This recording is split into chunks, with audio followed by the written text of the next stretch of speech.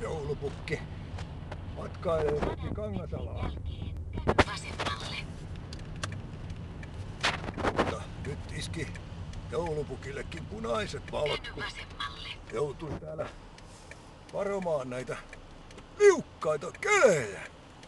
Kyllä kelepaa sano. Nyt ollaan sitten Kaukajärven apteekin ja Sivan kohdalla ja tässä on jossain uusia ravintoloitakin ja pukki yrittää lähteä kohti Kangasalan keskustaa tästä Hissun Kissun. Ympärillä ei vielä pyöri lapsulaisia, mutta puolen tunnin sisään pitäisi olla jonkin verran pikkutonttuja ympärillä ja pukki on jälleen alttiina lahjatoiveille.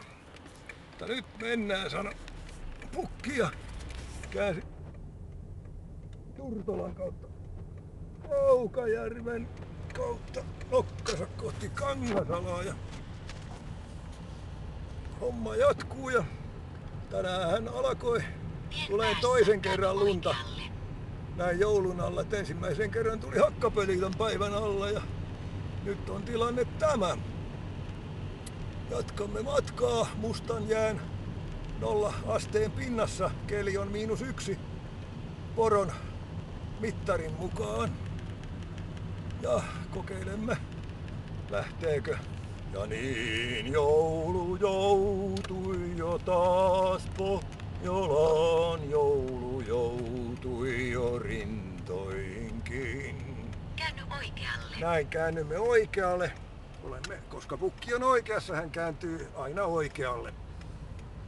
Näin.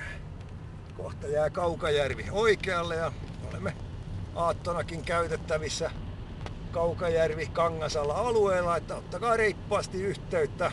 Kuten näette, niin poromme kuono suunnistaa nyt Kaukajärven mustan yön pimeyteen kohti Kangasalaa ja näin teemme myös aattona, että reippaasti vain yhteyttä. Kiitoksia Joulupukki Tampere, Kangasala, Pirkkala, Lempäälä palveluksessanne.